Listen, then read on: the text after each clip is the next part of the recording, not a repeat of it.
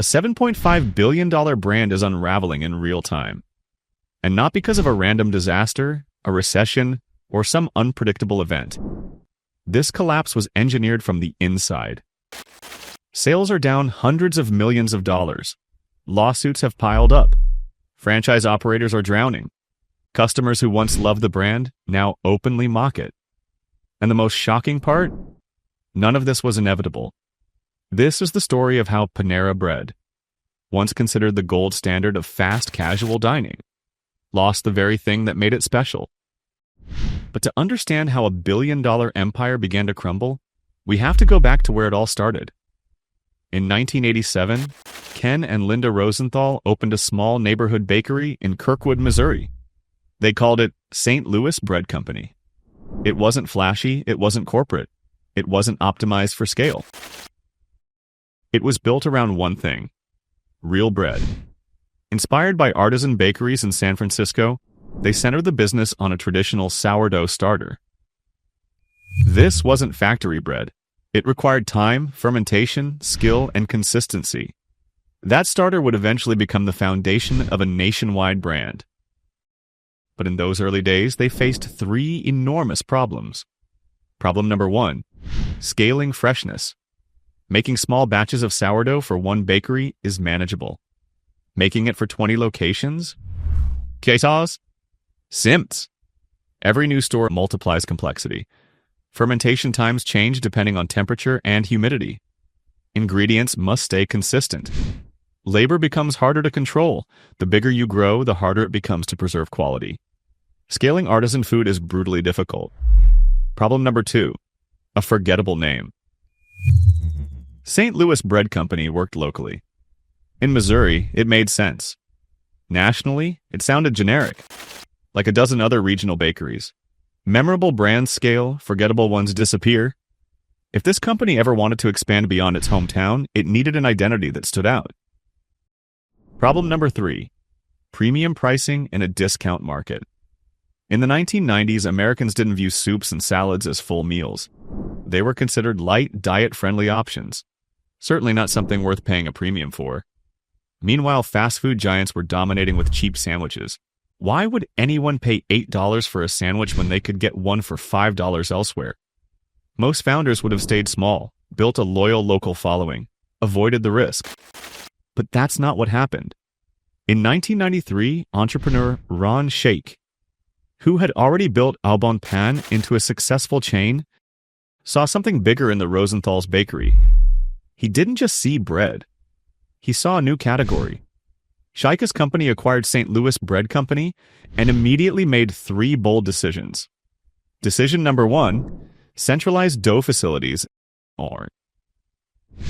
Instead of making every loaf from scratch at each location, they built fresh dough facilities. These centralized kitchens prepared dough daily and shipped it to stores for final baking. This preserved freshness, but made it scalable. The bread was still real, still baked in store. But now the system could grow. Decision number two: rebrand for national scale. The name had to change. Shaich chose Panera Bread. The word Panera evokes the idea of a bread basket. Simple, warm, memorable. It felt European, elevated, distinct. That branding shift made national expansion possible. Decision number three: create a new experience. Here's where the genius happened. You can't charge premium prices in a fast food environment. So Panera didn't compete with fast food. It redesigned everything. Warm lighting, comfortable seating, fireplaces, ceramic plates, quality ingredients. Customers ordered at the counter but felt like they were dining in a cafe. It wasn't fast food. It wasn't full-service dining. It became something in between, what we now call fast casual. Panera didn't invent the category, but it defined it for mainstream America. The golden years. By the 2000s, Panera was expanding rapidly. It went public. Locations spread across the country. Revenue climbed into the billions. It became synonymous with cleaner eating before that trend exploded. More importantly, it kept its promise. Fresh bread. Made daily. Baked in store. Customers trusted it. And in business, trust is everything. They had solved their original problems, scaled artisan quality, built a recognizable national brand, charged premium prices in a category they helped define. But success attracts attention, and attention attracts investors. In 2017, everything changed. By 2017, Panera Bread was no longer just a successful restaurant chain. It was a category leader, a brand associated with freshness, transparency. Clean ingredients before that became a marketing buzzword. Then came the offer that changed everything. In July 2017, European investment firm JAB Holding Company acquired Panera for $7.5 billion, one of the largest restaurant buyouts in history at the time. On paper, it looked like a win. Private ownership meant less quarterly pressure, more flexibility, faster innovation. At least that was the story. But private equity doesn't buy companies to preserve them. Private equity buys companies to optimize them, and optimization rarely feels good to customers. A subtle shift in priorities. Under Ron Scheich, Panera had focused on differentiation, freshness, artisan bread, cafe atmosphere, ingredient transparency. Under private equity, the focus shifted to efficiency and growth acceleration. That shift didn't happen overnight. It started quietly. Margins were analyzed, supply chains were audited, menu performance was scrutinized, every line item became an opportunity. The logic was simple: grow revenue, improve margins, and eventually position the company for another exit. But in chasing scale and efficiency, Panera began drifting from its core strength, when clean became a marketing weapon. Before the acquisition, Panera had launched something called the No-No list, a commitment to remove artificial preservatives, sweeteners, and flavors from its food. It worked brilliantly. Customers loved it. It reinforced trust. After the acquisition, that idea evolved. Instead of simply improving the core menu, the brand began using the clean positioning to justify endless expansion. New drinks, new bowls, new combinations, limited time offers stacked on top of permanent additions. The menu ballooned. And here's what most customers don't realize. Large menus are operational nightmares. More ingredients mean more inventory waste, more training complexity, slower service, higher error rates. Complexity quietly erodes quality. Panera had built its reputation on doing a few things exceptionally well. Now it was trying to do everything. In 2022, Panera introduced a new product, Charged Lemonade. It was marketed as a plant-based energy drink. Clean ingredients, natural caffeine, a healthier alternative to traditional energy beverages. On the surface, it fit the brand. But there was one critical detail. A large charged lemonade contained up to 390 milligrams of caffeine, roughly equivalent to several energy drinks combined. And it wasn't sold like an energy drink. It sat next to regular lemonade, in self-serve stations with no age restrictions, minimal warnings. To the average customer, it looked like flavored lemonade. Then tragedy struck. In September 2022, a 21-year-old college student with a heart condition died after consuming a charged lemonade. In 2023, another customer with high blood pressure suffered fatal cardiac complications after drinking multiple servings. Lawsuits followed. Allegations included deceptive marketing and inadequate warning labels. The narrative shifted quickly. Panera, once associated with safety and health, was now tied to preventable deaths. By 2024, charged lemonade was removed from stores. But the damage wasn't removable. Brand perception doesn't reset when a product disappears. Trust, once cracked, rarely returns to its original form. The hidden cost of complexity. Here's the deeper issue. The charged lemonade controversy wasn't just about caffeine. It was a symptom of a company that had lost focus. When a brand drifts too far from its core competency, mistakes multiply. Oversight weakens. Risk management falters. Innovation becomes volume-driven instead of principle-driven. Panera's core was artisan bakery craftsmanship, not energy drinks. The further the company moved away from bread and cafe culture, the more fragile its identity became. And identity is everything in fast casual dining. Customers don't just buy food. They buy meaning. When Panera launched an ultra-high caffeine drink under the banner of clean energy, it stretched credibility. And once credibility stretches too far, it snaps. Meanwhile, the market was changing. While Panera was expanding its menu and defending lawsuits, competitors were sharpening their focus. Chipotle doubled down on operational efficiency and limited menu complexity. Panda Express refined its value positioning. Newer brands emerged with sharper identities and cleaner execution. Panera, once the category reference point, was slowly becoming one of many options. And in crowded markets, being one of many is dangerous. Because the mind rarely remembers three brands. It remembers two. That competitive squeeze would soon collide with something even more disruptive. Cost-cutting? And what happened next would fundamentally alter what Panera actually was. If the Charged Lemonade controversy cracked Panera's reputation, what happened next attacked its foundation. Because after the lawsuits, after the public criticism, after the headlines, leadership didn't slow down. They accelerated cost-cutting. And that's where the real damage began. The private equity playbook. Jab Holding Company didn't just own Panera. It also owned multiple coffee and bakery brands. On paper, that creates synergy, shared suppliers, consolidated logistics, standardized processes. In reality, it creates pressure. Pressure to reduce redundancy. Pressure to improve margins. Pressure to increase efficiency across the portfolio. Small changes started appearing inside stores. Customers noticed portion sizes shrinking. Salad seemed heavier on cheaper lettuce. Sandwiches felt lighter on protein. Prices, however, did not shrink. The experience was becoming thinner, but the biggest shift wasn't visible on the menu. It was happening behind the scenes. Remember the fresh dough facilities built in the 1990s? They were the innovation that allowed Panera to scale artisan bread without sacrificing quality. Dough was made fresh daily, shipped to stores, and baked on site. It was the backbone of the brand promise. But fresh dough facilities are expensive. They require labor, logistics, skilled oversight. From a private equity perspective, they are cost centers. So closures began. By 2025, Panera announced what it called a bakery transformation. The remaining fresh dough facilities would shut down.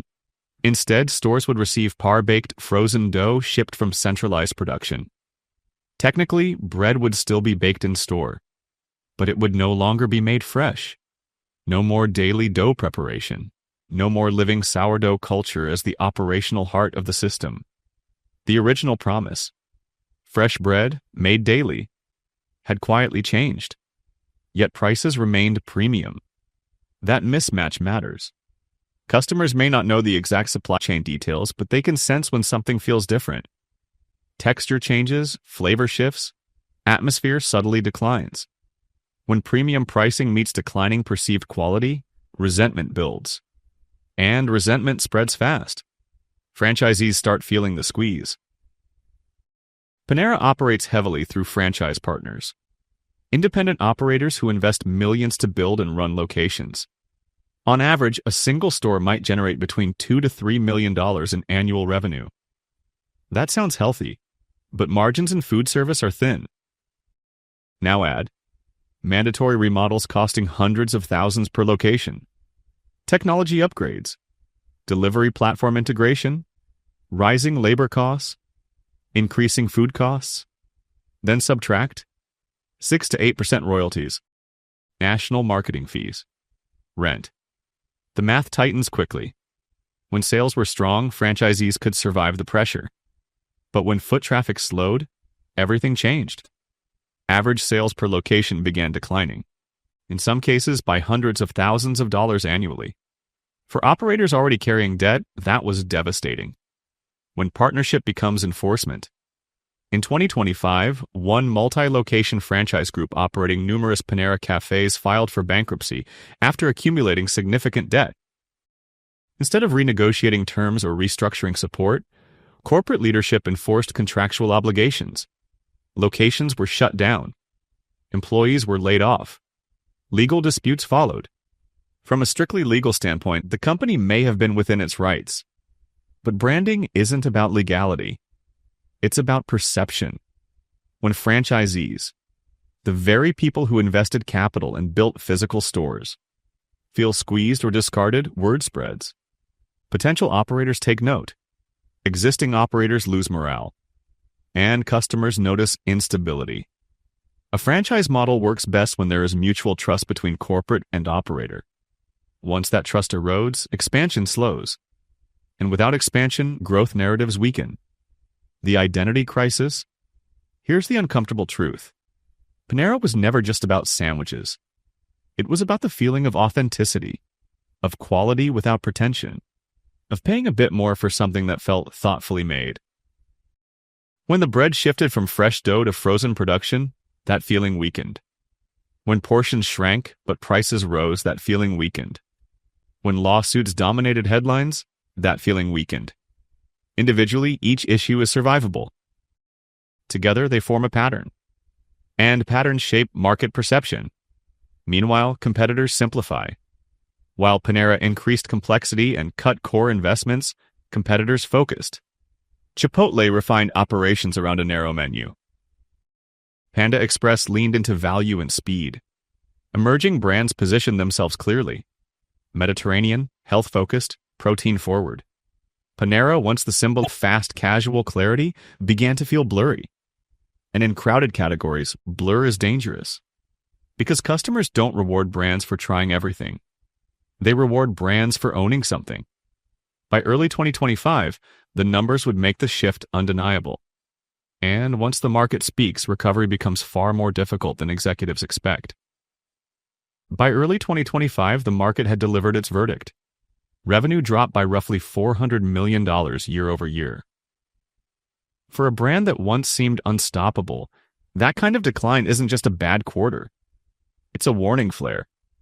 But the revenue number wasn't the most concerning metric.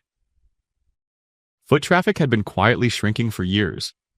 And when foot traffic declines in restaurant businesses, everything else eventually follows. Average unit volumes, franchise profitability, expansion plans, and investor confidence. Panera wasn't collapsing overnight. It was fading. From category leader to third place. In its prime, Panera wasn't just a participant in fast casual dining. It defined it. Now it was competing in a crowded battlefield. Brands like Chipotle built their identity around operational simplicity and bold flavor. Panda Express leaned into value, speed, and consistency. Newer Mediterranean-focused concepts emerged with sharper health positioning and modern branding. Meanwhile, Panera tried to be everything at once. Bakery, cafe, soup and salad destination, beverage innovation hub, subscription coffee club, delivery-first digital brand. The problem? When you try to stand for everything, you slowly stand for nothing. In most consumer categories, customers mentally rank brands in pairs. The top two dominate awareness. The third becomes optional, the fourth becomes invisible. Panera, once number one in perception, was no longer even in the top conversation for many consumers. And perception, not spreadsheets, determines long-term brand power. The transformation plan. Leadership acknowledged the slowdown publicly. A multi-year transformation strategy was announced. The promise was ambitious: refresh the menu, improve value perception, enhance service, open new locations, and push annual sales towards $7 billion again. On slides, it looked comprehensive. But here's the issue with transformation plans. They often focus on tactics instead of trust. New value deals don't restore authenticity. New menu items don't restore clarity. Opening more stores doesn't restore belief. The underlying questions remained unanswered. Why did the bread change? Why did portions shrink? Why did prices rise while perceived quality declined? Why did innovation drift so far from the bakery core? Until those questions are addressed, surface-level improvements feel cosmetic. The subscription warning sign. Panera once introduced a beverage subscription program that attracted significant attention. It was innovative and initially drove traffic. But after the controversies and operational changes, subscription participation declined. That's telling. Subscriptions represent repeat trust. When repeat customers begin opting out, it signals something deeper than pricing sensitivity. It signals emotional disengagement. And emotional disengagement is hard to reverse. The frozen bread paradox. Let's zoom out. Panera built its empire on one simple promise: fresh bread, baked daily. Artisan quality at scale. When the fresh dough facilities closed and frozen par-baked dough became the backbone, the operational story changed. From a cost standpoint, it likely improved margins. From a brand standpoint, it blurred differentiation. If customers perceive your bread as similar to competitors, but your prices remain premium, your positioning weakens instantly. Premium only works when superiority is obvious. Once superiority becomes debatable, price becomes the deciding factor. And price wars are brutal. The core lesson. Panera's story isn't about lemonade. It isn't even primarily about private equity. It's about identity. The original success formula was clear. Limited but high-quality menu. Strong bakery heritage. Cafe atmosphere.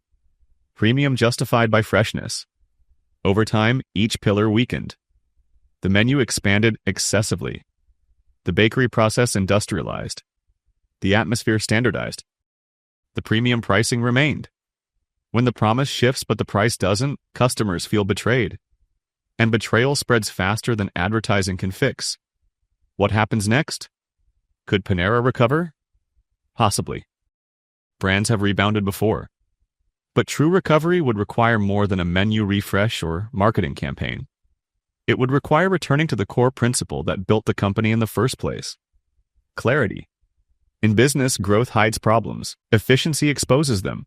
Decline magnifies them. Panera's decline isn't just financial. It's perceptual. And once a brand loses its place in the customer's mind, reclaiming it is far harder than building it the first time. The golden goose wasn't just the bread. It was the trust. And when trust quietly disappears, the market eventually makes its decision. No shareholder vote required.